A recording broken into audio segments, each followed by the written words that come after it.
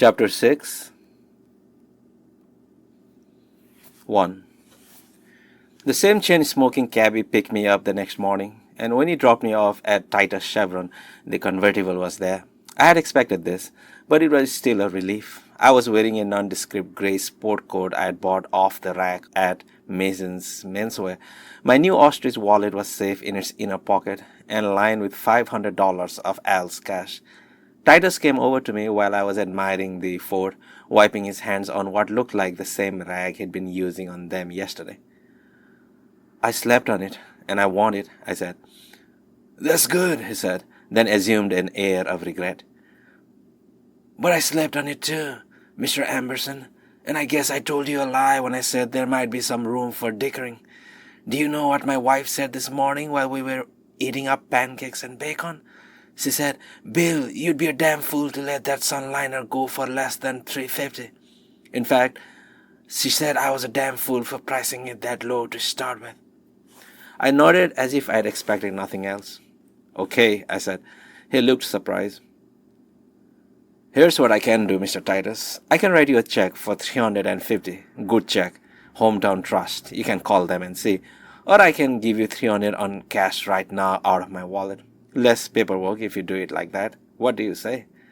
He grinned, revealing teeth of startling whiteness.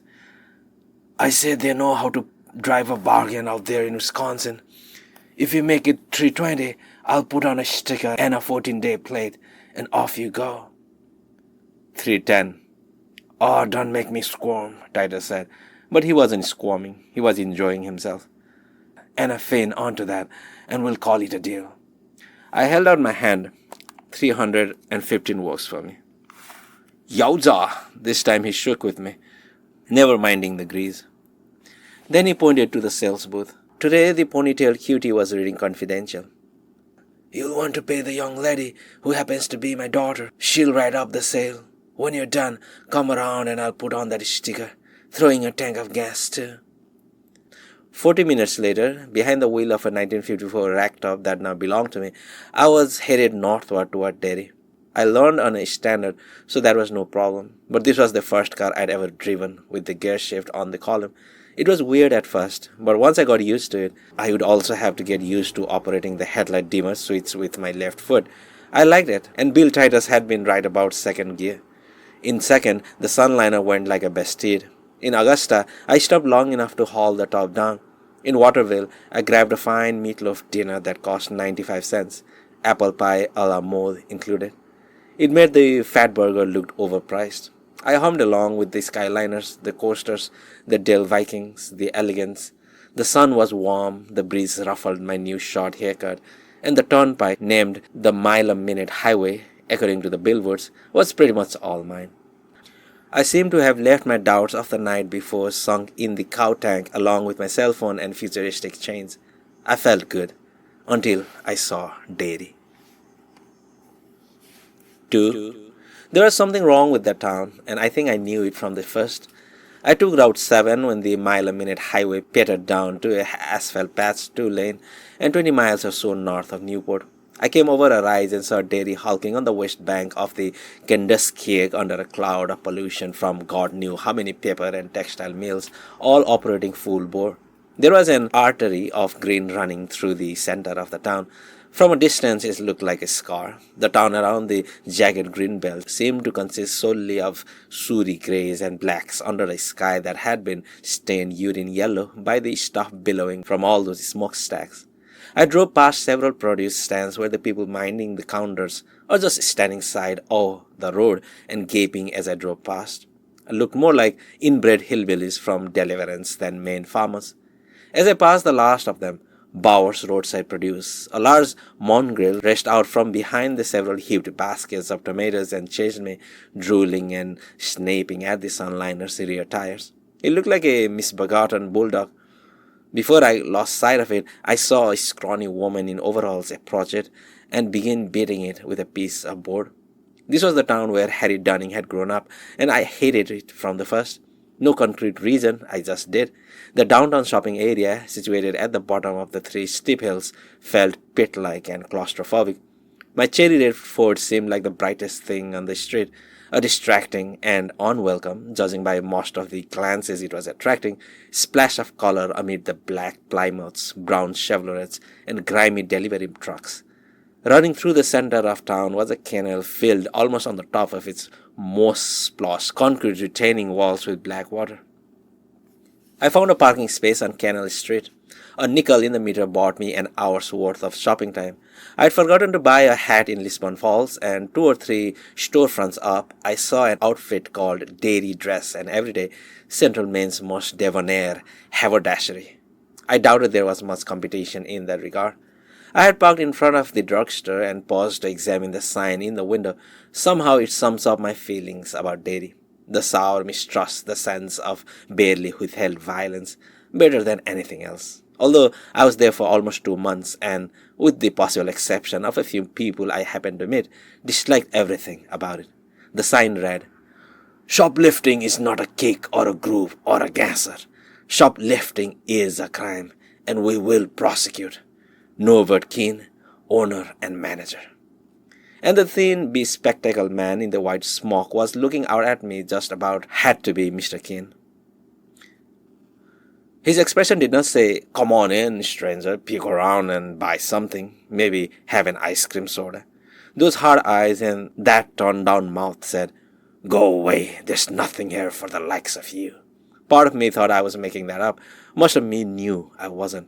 As an experiment, I raised my hand in a hello gesture. The man in the white smoke did not raise his in return.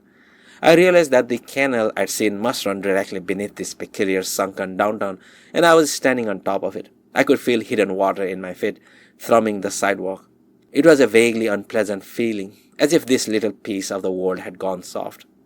A male mannequin wearing a tuxedo stood in the window of Derry Dress, and every day there was a monocle in one eye and a school pennon in one plaster hand. The pennon read, "Derry Tigers will slaughter Bangor Rams." Even though I was a fan of school spirit, this struck me as a little over the top. Beat the Bangor Rams? Sure, but slaughter them? Just a figure of speech, I told myself, and went in. A clerk with a tape measure around his neck approached me. His darts were much nicer than mine, but the dim overhead bulbs made his complexion look yellow. I felt an absurd urge to ask, "Can you sell me a nice summer straw hat, or should I just go fuck myself?" Then he smiled, asked how he could help me, and everything seemed almost normal. He had the required item, and I took possession of it for a mere $3.70. "A shame you'll have such a short time to wear it before the weather turns cold," he said. I put the hat on and adjusted it in the mirror beside the counter. Maybe we'll get a good stretch of Indian summer. Gently and rather apologetically, he tilted the hat the other way. It was a matter of 2 inches or less, but I stopped looking like a clodhopper on a visit to the big city, and he started to look like, well, Central Main's most debonair time traveler. I thanked him. "Not at all, Mr. Amberson," I said, and held out my hand. His grip was short, limp, and powdery, with some sort of talcum. I restrained an urge to rub my hand on my sport coat after he released it. "In Derry on business?" "Yes. Are you from here yourself?" "Lifelong resident," he said, and sighed as if this were a burden. Based on my first impression, I guess it might be. "What's your game, Mr. Amberson, if you don't mind me asking?" "Real estate. But while I'm here, I thought I'd look up an old army buddy. His name is Dunning. I don't recall his first name. We just used to call him Skip." The Skip part was a fabrication, but it was true that I didn't know the first name of Harry Dunning's father. Harry had named his brother and sister in his theme, but the man with the hammer had always been my father or my dad. "I'm afraid I couldn't help you there, sir." Now he sounded distant. Business was done, and although the store was empty of other customers, he wanted me gone. "Well, maybe you can with something else. What's the best hotel in town?" "That would be the Derry Townhouse. Just turn back to Candlestick Avenue, take your right, and go up to Up Mile Hill to Main Street. Look for the carriage lamps out front." "Up Mile Hill?" "That's what we call it. Yes, sir. If there's nothing else, I have several alterations to make out back." When I left, the light had begun to drain from the sky. One thing I remember vividly about the time I spent in Derry during September and October of 1958 was how evening always seemed to come early. One storefront down from Derry Dress and every day was Mackenz's Sporting Goods, where the fall gone sale was underway. Inside I saw two men sighting hunting rifles while an elderly clerk with a string tie and a stringy neck to go with it looked on approvingly. The other side of canal appeared to be lined with working men's bars, the kind where you could get a beer and a shot for 50 cents, and all the music on the Rockola would be C&W. There was the happy nook, the wishing well, which the habituates called the Bucker of Blood, I later learned. Two brothers, the Golden Spoke and the Sleepy Silver Dollar. Standing outside the latter, a quarter of blue-collar gents was talking the afternoon air and staring at my convertible. They were equipped with mugs of beer and cigarettes. Their faces were shaded beneath flat caps of tweed and cotton. Their feet were clad in the big, no-collar work boots my 2011 students called shit kickers. Three of the four were wearing suspenders. They watched me with no expression on their faces. I thought for a moment of the mongrel that had chased my cat, snapping and drooling, then crossed the street. "Gents," I said, "what's on tap in there?" For a moment none of them answered. Just when I thought none of them would, the one sans suspenders said, "Bird and Mick, what else? You from away?" "Wisconsin," I said. "Bully for you," one of them muttered. "Late in the year for tourists," another said. "I'm in town on business, but I thought I might look up an old service buddy while I'm here." No response to this, unless one of the men dropping his cigarette butt onto the sidewalk and putting it out with a snort loogie the size of a small mussel could be termed an answer. Nevertheless, I pushed on. Skip Dunning's his name. "Do any of you fellows know a Dunning?" "Should hope to smile and kiss a pig," No Suspender said. "I beg pardon?" I rolled my eyes and turned down the corners of his mouth, the out-of-patience expression a man gives to a stupid question with no hope of ever being smart. "Derry's full of Dunnings. Check the damn phone book." He started inside. His passe followed. No Suspenders opened the door for them, then turned back to me. "What's that for God in it?" "Gut for God." "V8?" Y block, hoping I sounded as if I knew what it meant. "Pretty good goer?" "Not bad." "Then maybe you should climb in and go right up on the hill. They got nice joints there. These bars are for millies." No Suspenders assessed me in a cold way I came to expect in Derry, but never got used to. "You'd get stated at P-Raps more, when the 11 to 7 lets out from Striers and Bouliers." "Thanks, that's very kind of you." The cold assessment continued. "You don't know much, do you?" he remarked, then went inside. I walked back to my convertible. On that grey street with the smell of industrial smokes in the air and the afternoon bleeding away to the evening, downtown Derry looked only marginally more charming than a dead hooker in a church pew. I got in, engaged the clutch, started the engine, and felt a strong urge to just drive away. Drive back to Lisbon Falls, climb up through the rabbit hole, tell Al Templeton to find another boy.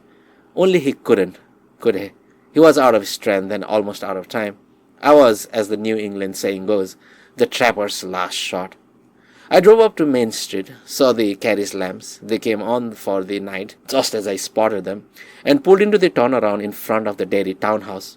5 minutes later, I was checked in. My time in Derry had begun. 3.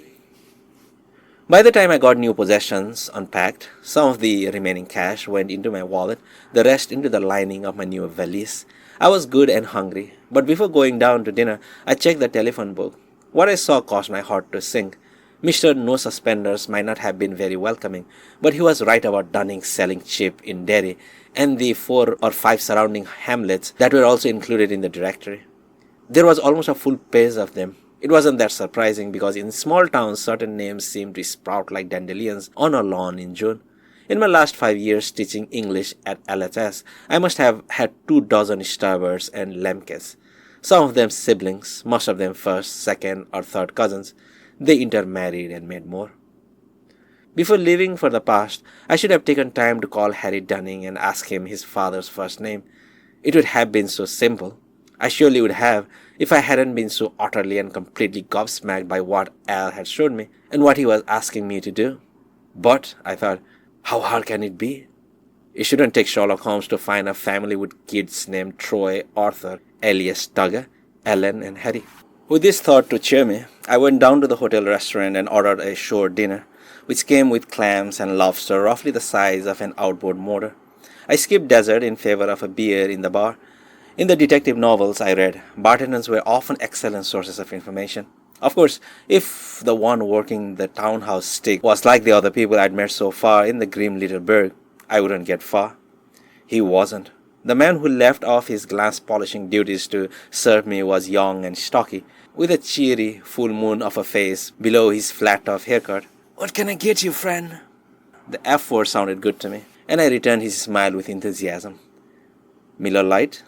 He looked puzzled. "Never heard of that one, but I've got High Life." Of course he hadn't heard of Miller Lite. It hadn't been invented yet. "That would be fine. Guess I forgot I was on the East Coast there for a second." "Where are you from?" He used a church key to whisk the top off a bottle and set a frosted glass in front of me. "Wisconsin, but I'll be here for a while." Although we were alone, I lowered my voice. It seemed to inspire confidence. "Real steady stuff. Got to look around a little." He nodded respectfully and poured for me before I could. "Good luck to you. God knows there's plenty of sale in these parts, and most of it going cheap. I'm getting out myself, end of the month, heading for a place with a little less edge to it." "It doesn't seem all that welcoming," I said, "but I thought that was just a Yankee thing. We're friendlier in Wisconsin, and just to prove it, I'll buy you a beer." "Never drink alcohol on the job, but I might have a Coke." "Go for it." "Thanks very much. It's nice to have a gent on a slow night." I watched as he made the Coke by pumping syrup into the glass, adding soda water, and then stirring. He took a sip and smacked his lips. "I like him sweet." Judging by the belly he was getting, I wasn't surprised. "That stuff of Yankees being standoffy is bullshit anyway," he said. "I grew up in Fort Kent, and it's the friendliest little town you'd ever want to visit. Why, when tourists get off Boston and Maine up there, we just about kiss 'em hello. Went to bartending school there, then headed south to seek my fortune. This looked like a good place to start, and the pay's not bad, but—" He looked around, saw no one, but still lowered his own voice.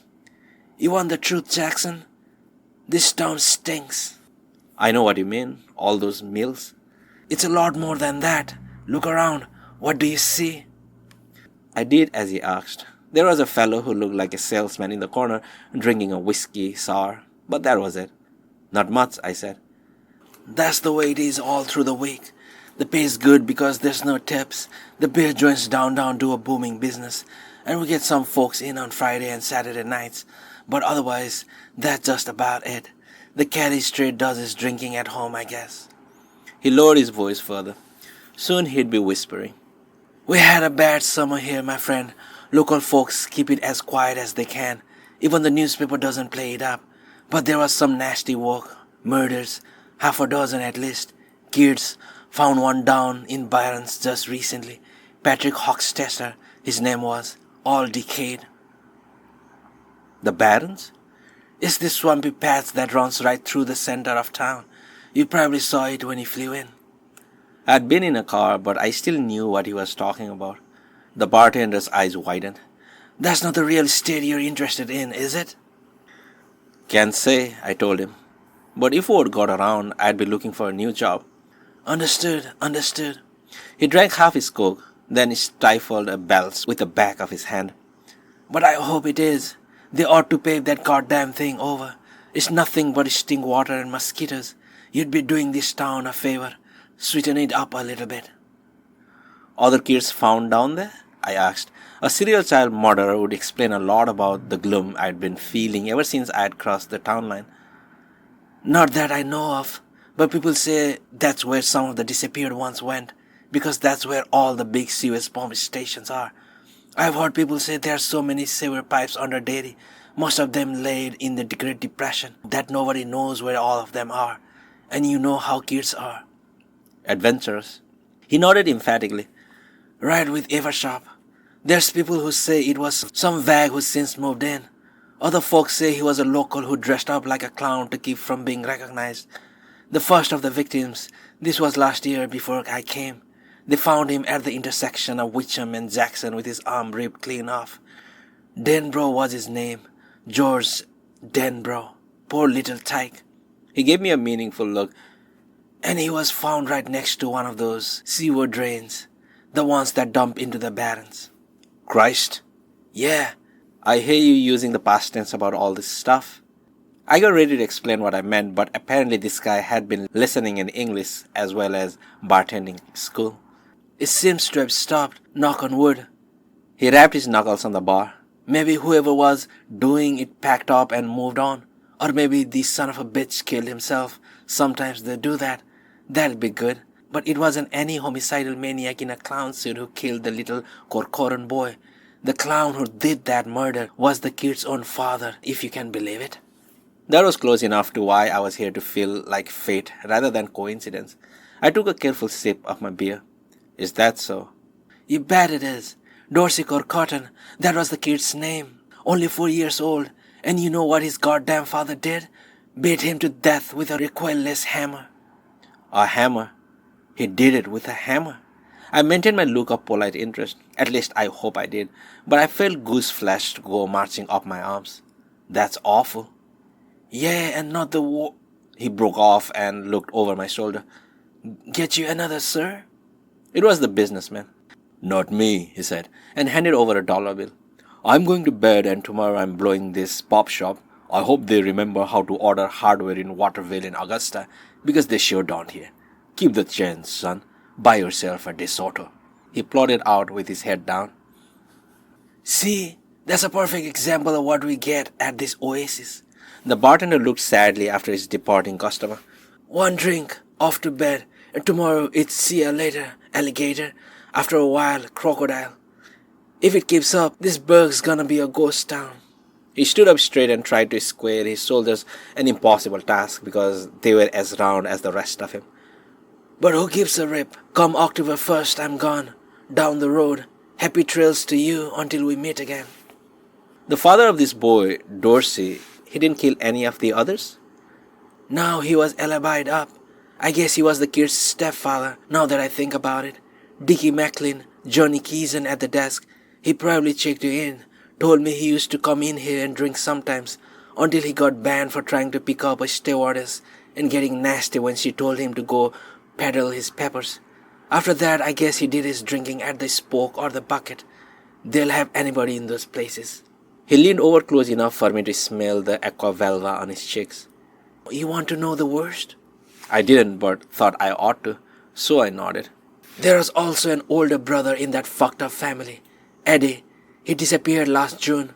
Just poof, gone, no forwarding, if you dig what I'm saying. Some people think he ran off to get away from Macklin, but anybody with any sense knows he would have turned up in Portland or Castle Rock or Portsmouth if that was the case. No way a 10-year-old can stay out of sight for long. Take it from me, Eddie Corcoran got the hammer just like the little brother. Macklin just won't own up to it. He grinned, a sudden sunny grin that made his moon face look almost handsome. Have I talked you out of buying real estate in Derry yet, mister? That's not up to me, I said. I was flying on autopilot by then. Hadn't I heard or read about a series of child murders in this part of Maine? Or maybe watched it on TV, with only a quarter of my brain turned on while the rest of it was waiting for the sound of my problematic wife walking or staggering up to the house after another girls' night out. I thought so. But the only thing I remember for sure about Derry was that there was going to be a flood in the mid-80s that would destroy half the town. It's not? No, I'm just the middleman. Well, good luck to you. This town isn't as bad as it was. Last July, folks were strong as tight as Doris Day's chastity belt. But it's still a long way from right. I'm a friendly guy and I like friendly people. I'm splitting. Good luck to you too, I said and dropped $2 on the bar. Gee, sir, that's way too much. I always pay a surcharge for good conversation. Actually, the surcharge was for a friendly face. The conversation had been disquieting. Well, thanks, he beamed. Then he stuck out his hand. I never introduced myself. Fred Toomey. Nice to meet you, Fred. I'm George Emberson. He had a good grip. No talcum powder. Want a piece of advice? Sure. While you're in town, be careful about talking to kids.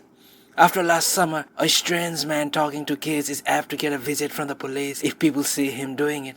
Or he could take a beating. That sure wouldn't be out of the question. Even without the clown suit, huh? Well, that's the thing about dressing up in an outfit, isn't it?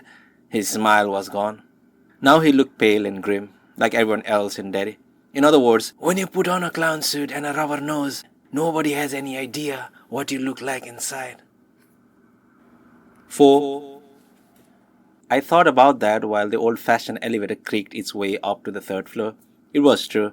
And if the rest of what Fred Toomey had said was also true, would anybody be surprised if another father went to work on his family with a hammer? I thought not. I thought people would say it was just another case of Derry being Derry, and they might be right. As I let myself into my room, I had an authentically horrible idea. Suppose I changed things just enough in the next 7 weeks so that Harry's father killed Harry too, instead of just leaving him with a limp and a partially fogged over brain. That won't happen, I told myself. I won't let it happen. Like Hillary Clinton said in 2008, I'm in it to win it. Except, of course, she had lost. 5. I ate breakfast the following morning in the hotel's Riverview restaurant, which was deserted except for me and the hardware salesman from last night. He was buried in the local newspaper. When he left it on the table, I snagged it. I wasn't interested in the front page, which was devoted to more saber rattling in the Philippines, although I did wonder briefly if Lee Oswald was in the vicinity. What I wanted was the local section. In 2011, I had been a reader of the Livingston Sun Journal, and the last page of the B section was always headed School Doings. In it, proud parents could see their kids' names in print if they had won an award, gone on a class trip, or been part of a community cleanup project. If the Derry Daily News had such a feature, it wasn't impossible that I'd find one of the Dunning kids listed. The last page of the news, however, contained only obituaries. I tried the sports pages and read about the weekend's big upcoming football game, Derry Tigers versus Bangor Rams. Troy Dunning was 15, according to the janitor's essay. A 15-year-old could easily be a part of the team, although probably not a starter. I didn't find his name, and although I read every word of a smaller story about the town's Pee Wee football team, the Tiger Cubs, I didn't find author Togga Dunning either. I paid for my breakfast and went back to my room with the borrowed newspaper under my arm, thinking that I made a lousy detective. After counting the Dunnings in the phone book, 96, something else occurred to me. I had been hobbled, perhaps even crippled, by a pervasive internet society I had come to depend on and take for granted. How hard it would have been to locate the right Dunning family in 2011. Just plugging Togga Dunning and Derry into my favorite search engine probably would have done the trick. Hit enter and let Google, that 21st century big brother, take care of the rest. In the Derry of 1958, the most up-to-date computers were the size of small housing developments, and the local paper was no help. What did that leave? I remembered a sociology professor I'd had in college, a sarcastic old bastard, who used to say, "When all else fails, give up and go to the library." I went there. 6. Late that afternoon, hopes dashed, at least for the time being. I walked slowly up Mile Hill, pausing briefly at the intersection of Jackson and Witcham to look at the sewer drain where a little boy named George Denbrough had lost his arm and his life, at least according to Fred Tooney. By the time I got to the top of the hill, my heart was pounding and I was puffing. It wasn't being out of shape, it was the stench of the mills. I was dispirited and a bit scared. It was true that I still had plenty of time to locate the right Dunning family, and I was confident I would. If calling all the Dunnings in the phone book was what it took, that was what I'd do, even at the risk of alerting Harry's time bomb of a father. But I was starting to sense what Al had sensed, something working against me. I walked along Kansas Street so deep in thought that at first I didn't realize there were no more houses on my right. The ground now dropped away steeply into that tangled green riot of swampy ground that Tooney had called the Barrens. Only a rickety white fence separated the sidewalk from the drop. I planted my plants on it, staring into the undisciplined growth below. I could see glimpses of murky standing water, patches of reeds so tall they looked prehistoric, and snarls of billowing brambles. The trees would be stunted down there, fighting for sunlight. There would be poison ivy, litters of garbage, and quite likely the occasional hobo camp. There would also be paths only some of the local kids would know, the adventurous ones. I stood and looked without seeing, aware but hardly registering the faint lilt of music, something with horns in it. I was thinking about how little I had accomplished this morning. "You can't change the past," Al had told me. but it's not as easy as you might think. What was that music? Something cheery with a little jump to it. It made me think of Christy back in the early days when I was besotted with her. When we were besotted with each other. Ba-da-da-dee-dum. Glenn Miller, maybe. I had gone into the library hoping to get a look at the census records. The last national one would have taken place 8 years ago in 1950 and would have shown 3 of the 4 Dunning kids, Troy, Arthur, and Harold. Only Ellen, who would be 7 at the time of the murders, hadn't been around to be counted in 1950. There would be an address. It was true the family might have moved in the intervening 8 years, but if so, one of the neighbors would be able to tell me where they had gone. It was a small city. Only the census records weren't there. The librarian, a pleasant woman named Mrs. Starrett, told me that in her opinion those records certainly belonged in the library, but the town council had for some reason decided they belonged in City Hall. They had been moved there in 1954, she said. That doesn't sound good, I told her, smiling. You know what they say, you can't fight City Hall. Mrs. Starrett didn't return the smile. She was helpful, even charming, but she had the same watchful reserve as everyone else I'd met in this queer place, Fred Toomey being the exception that proved the rule. Don't be silly, Mr. Amberson. There's nothing private about the United States Census. You march right over there and tell the city clerk that Regina Starrett sent you. Her name is Marcia Guay. She'll help you out, although they probably stored them in the basement, which is not where they ought to be. It's damp, and I shouldn't be surprised if there are mice. If you have any trouble at all, you come back and see me. So I went to City Hall, where a poster in the foyer said, Parents, remind your children not to talk to strangers and to always play with friends.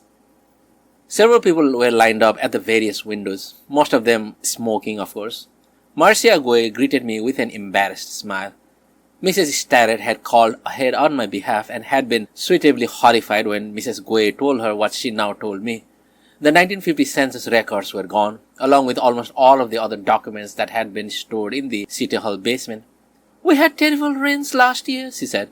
They went on for a whole week. The canal overflowed and everything down in the low town.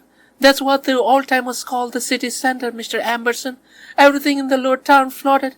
Our basement looked like the Grand Canal in Venice for almost a month. Mrs. Starrett was right. Those records never should have been moved, and no one seems to know why they were or who authorized it. I'm awfully sorry. It was impossible not to feel what Al had felt while trying to sell Carol in Poland, that I was inside a kind of prison with flexible walls. Was I supposed to hang around the local schools, hoping to spot a boy who looked like the 60-year-plus janitor who had just retired? Look for a 70-year-old girl who kept her classmates in stitches? Wait to hear some kid yell, Hey Tugger, wait up! Right. A newcomer hanging around the schools in a town where the first thing you saw at City Hall was a poster warning parents about stranger danger. If there was such a thing as flying directly into the radar, that would be it. One thing was for sure.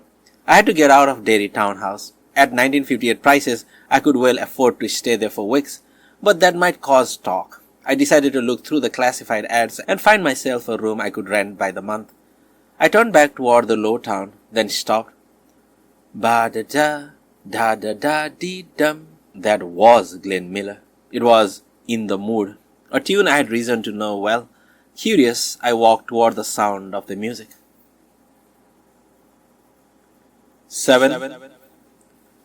There was a little picnic area at the end of the rickety fence between the Kansas Street sidewalk and the drop into the Barrens. It contained a stone barbecue and 2 picnic tables with a rusty trash barrel standing between them. A portable phonograph was parked on one of the picnic tables. A big black 78 RPM record spun on the turntable. On the grass, a gangly boy in tape manlet glasses and an absolutely gorgeous red-headed girl were dancing. At LHS, we called the incoming freshmen tweenagers, and that's what these kids were, if that. But they were dancing with grown-ups' grace, not jitterbugging either. They were swing dancing. I was charmed, but I was also, scared? A little bit, maybe. I was scared for almost all the time I spent in Derry, but it was something else too, something bigger, a kind of awe, as if I had gripped the rim of some vast understanding, or peered through a glass darkly, you understand, into the actual clockwork of the universe. Because, you see, I had met Christy at a swing dancing class in Livingston, and this was one of the tunes we had learned to. Later, in our best year, 6 months before the marriage and 6 months after, we had danced in the competitions, coming once taking fourth prize, also known as first also ran, according to Christy.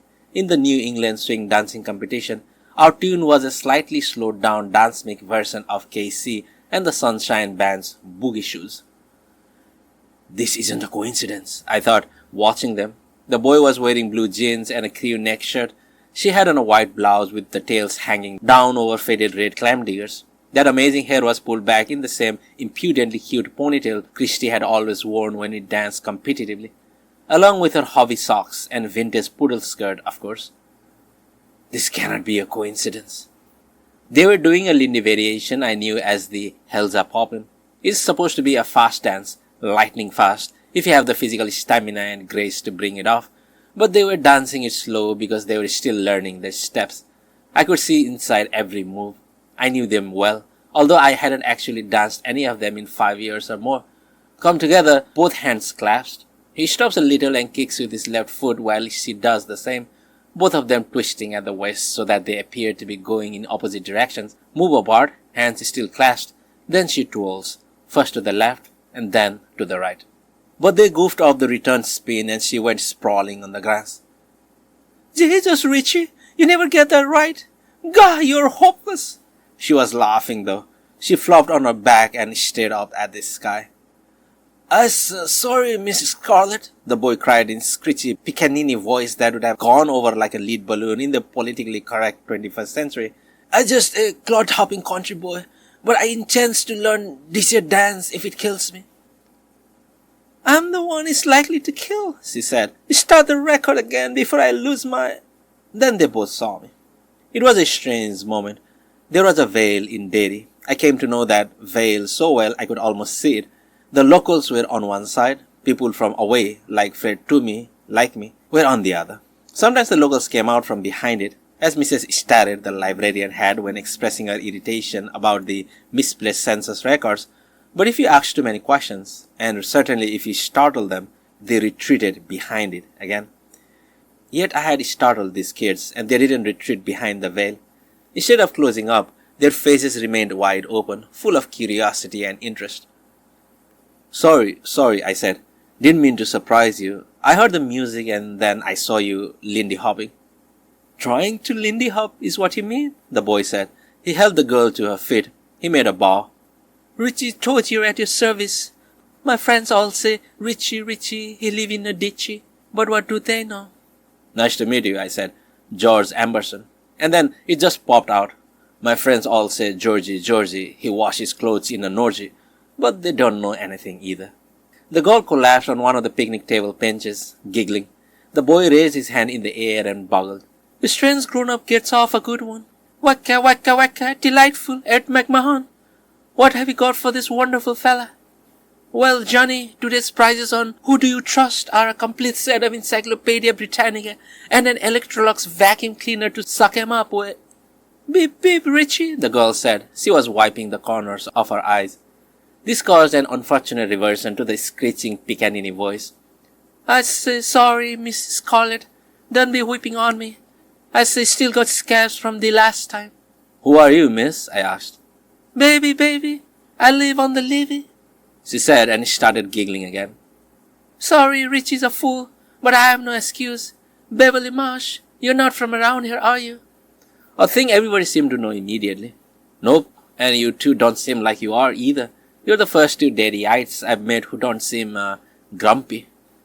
Yowja, it's a grumpy-ass town, Richie said, and took the tone arm off the record. It had been bumping on the final group over and over. I understand folks are particularly worried about the children, I said. Notice I'm keeping my distance. You guys on grass, me on sidewalk. They weren't all that worried when the murders were going on, Richie grumbled. You know about the murders? I nodded. I'm staying at townhouse, someone who works there told me. Yeah, now that they're over, people are all concerned about the kids. He sat down next to Baby who lived on the levee. But when they're going on, you didn't hear Jack spit. Richie, she said. Beep, beep. This time the boy tried on a really atrocious Humphrey Bogart imitation. Well, it's true, sweetheart. And you know it's true. All that's over, Baby told me. She was as earnest as a Chamber of Commerce booster. They just don't know it yet. They, meaning the townspeople or just grown-ups in general. She shrugged off as if to say, what's the difference? But you do know. As a matter of fact, we do, Richie said. He looked at me challengingly, but behind his mended glasses, that glint of maniacal humor was still in his eyes. I had an idea it never completely left them. I stepped onto the grass. Neither child fled, screaming. In fact, Beverly shoved over on the bench, elbowing Richie so he would do the same, and made room for me. They were either very brave or very stupid, and they didn't look stupid. Then the girl said something that flabbergasted me. Do we know you? Before I could answer, Richie spoke up. No, it's not that. I don't know. Do you want something, Mr. Emerson? Is that it? Actually, I do. Some information. But how did you know that? And how do you know that I am not dangerous? They looked at each other and something passed between them. It was impossible to know just what. Yet I felt sure of two things. That they had sensed an otherness about me that went way beyond just being a stranger in the town. But unlike the yellow card man, they weren't afraid of it. Quite the opposite. They were fascinated by it. I thought those two attractive, fearless kids could have told some stories if they wanted to. I always remained curious about what those stories might have been. You're just not, Richie said, and when he looked to the girl, she nodded agreement. And you're sure that the bad times are over? Mostly, Beverly said. Things will get better. In Derry, I think the bad times are over, Mr. Emerson. It's a hard place in a lot of ways.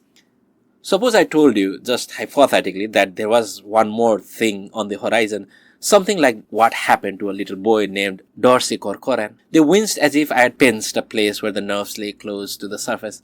Beverly turned to Richie and whispered in his ear. I'm not positive about what she said. It was quick and low, but it might have been, that wasn't the clown. Then she looked back at me. What bad thing? Like when Dorsey's father? Never mind. You don't have to know. It was time to jump.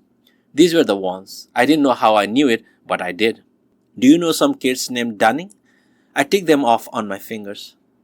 Troy, Arthur, Harry, and Ellen. Only authors also called. Dogger, Beverly said matter-of-factly. Sure, we know him. He goes to our school. We're practicing the Lindy for the school talent show. It's just before Thanksgiving. Miss Scarlett, she believed in getting an early start on deep practicing, Richie said. Beverly Marsh took no notice. Dogger signed up for the show too. He's going to lip-sync to Splish Splash. She rolled her eyes. She was good at that. Where does he live, do you know? They knew all right. But neither of them said, and if I didn't give them a little more, they wouldn't. I could see that in their faces. Suppose I told you there's a good chance Dogger's never going to be in the talent show unless somebody watches out for him. His brothers and his sister too. Would you believe a thing like that? The kids looked at each other again, conversing with their eyes. It went on a long time, 10 seconds maybe. It was the sort of long gaze that lovers indulge in. But these teenagers couldn't be lovers. Friends, though, for sure. Close friends who'd been through something together. Dogger and his family live on Cosset Street, Richie said finally. That's what it sounded like anyway. Cosset? That's how people around here say it, Beverly told me. Kossuth. Cosset. Got it. Now the only question was how much these kids were going to blab about our weird conversation on the edge of the battens. Beverly was looking at me with earnest, troubled eyes. But Mr. Anderson, I've met Dogger's dad. He works at the Center Street Market. He's a nice man, always smiling. The nice man doesn't live at home anymore, Richie interrupted. His wife kicked him out. She turned to him, eyes wide. Doc told you that? No, Ben Hanscom. Doc told him. He's still a nice man, Beverly said in a small voice. Always joking around and stuff, but never touchy-grabby. Clowns joke around a lot too, I said. They both jumped, as if I'd pinched that vulnerable bundle of nerves again. That doesn't make them nice. We know, Beverly whispered. She was looking at her hands. Then she raised her eyes to me. Do you know about the turtle? She said turtle in a way that made it sound like a proper noun. I thought of saying I knew about the Teenage Mutant Ninja Turtles and didn't. It was decades too early for Leonardo, Donatello, Raphael, and Michelangelo, so I just shook my head. She looked doubtfully at Richie. He looked at me, then back at her. But he's good. I'm pretty sure he's good. She touched my wrist. Her fingers were cold. Mr. Dunning's a nice man, and just because he doesn't live at home anymore doesn't mean he isn't. That hit home. My wife had left me, but not because I wasn't nice. I know that. I stood up. I'm going to be around Derry for a little while, and it would be good not to attract too much attention. Can you two keep quiet about this? I know it's a lot to ask, but... They looked at each other and burst into laughter. When she could speak, Beverly said, "We can keep a secret." I nodded. "I'm sure you can. Kept a few this summer, I bet." They didn't reply to this. I cocked a thumb at the Barons. "Ever played down there?" "Once," Richie said. "Not anymore." He stood up and brushed off the seat of his blue jeans. "It's been nice talking to you, Mr. Emerson. Don't take any wooden Indians." He hesitated. "And be careful in Derry. It's better now, but I don't think it's ever gonna be, completely right." "Thanks. Thank you both. Maybe someday the Dunning family will have something to thank you for, too. But if things go the way I hope they will." "They'll never know a thing," Beverly finished for me. "Exactly." Then remembering something Fred Toomey had said, "Right with Eversharp, you two take care of yourselves." "We will," Beverly said, then began to giggle again. "Keep washing those clothes in your Norgie, Georgie." I skimmed a salute off the brim of my new summer straw and started to walk away. Then I had an idea and turned back to them. "Does that phonograph play on 33 and a third?" "Like for an LPs?" Richie asked. "Nah, our hi-fi at home does, but Bearfish is just a baby one that runs on batteries." "What's what you call my record player, Tozier?" Beverly said. "I saved up for it." Then to me, "It just plays 78s and 45s. Only I lost the plastic thingy for the hole in the 45s, so now it only plays 78s. 45 RPM should do," I said. "Start the record again, but play it at that speed." Slowing down the tempo while getting the hang of the swing dance steps was something Christy and I had learned in our classes. "Crazy Daddy," Richie said. He switched the speed control lever beside the turntable and started the record again. This time it sounded like everyone in Glenn Miller's band had swallowed Quaaludes. "Okay," I held out my hands to Beverly. "You watch Richie." She took my hands with complete trust, looking up at me with wide blue, amused eyes. I wonder where she was and who she was in 2011, if she was even alive. Supposing she was, would she remember that a strange man who asked strange questions had once danced with her to a draggy version of In the Mood on a sunny September afternoon? I said, "You guys were doing it slow before, and this will slow you down even more. But you can still keep the beat. Plenty of time for each step." "Time, plenty of time. Start the record again, but slow it down." I pulled her toward me by our close clasped hands, let her go back. We both bent like people underwater and kicked to the left while the Glenn Miller Orchestra played ba, ba, da, da, da, dee, dum. At the same slow speed like the wind-up toy that's almost unworn, she twirled to the left under my unpraised hands. "Stop," I said, and she froze with her back to me and our hands still linked. "Now squeeze my right hand to remind me what comes next." She squeezed, then rotated smoothly back and all the way around to the right. "Cool," she said. "Now I'm supposed to go under, then you bring me back, and I flip over. That's why we're doing it on the grass, so if I messed it up, I don't break my neck." "I'll leave that part up to you," I said. "I'm too ancient to be flipping anything but hamburgers." Richie once more raised his hand to the sides of his face. "Waka waka waka. Strange grown-up gets off another—" "Beep beep, Richie," I said. That made him laugh. "Now you try it, and work out hand signals for any other moves that go beyond the jitterbug two-step they do in the local soda shop. That way, even if you don't win the talent show contest, you'll look good." Richie took Beverly's hands and tried it. In and out, side to side, around to the left, around to the right. Perfect. She slipped feet first between Richie's spread legs, supple as a fish, and then he brought her back. She finished with a showy flip that brought her to her feet again. Richie took her hands and they repeated the whole thing. It was even better the second time. "We lose the beat on the under and out," Richie complained. "You won't when the record's playing at normal speed. Trust me." "I like it," Beverly said. "It's like having the whole thing under glass." She did a little spin on the toes of her sneakers. "I feel like Loretta Young at the start of her show when she comes in wearing swirly dress." They call me Arthur Murray. I'm from Missouri, Richie said. He also looked pleased. I'm going to speed the record up, I said. Remember your signals and keep time. It's all about time. Glenn Miller played that old sweet song and the kids danced. On the grass, their shadows danced beside them. Out, in, dip, kick, spin, left, spin, right, go under, pop out, and flip. They weren't perfect this time, and they'd screw up the steps many times before they nailed it, if they ever did, but they weren't bad. Oh, to hell with that. They were beautiful. For the first time since I topped that rise on Route 7 and saw Derry bulking on the west bank of the Kenduskeag, I was happy. There was a good feeling to go on, so I walked away from them, giving myself the old advice as I went. Don't look back. Never look back.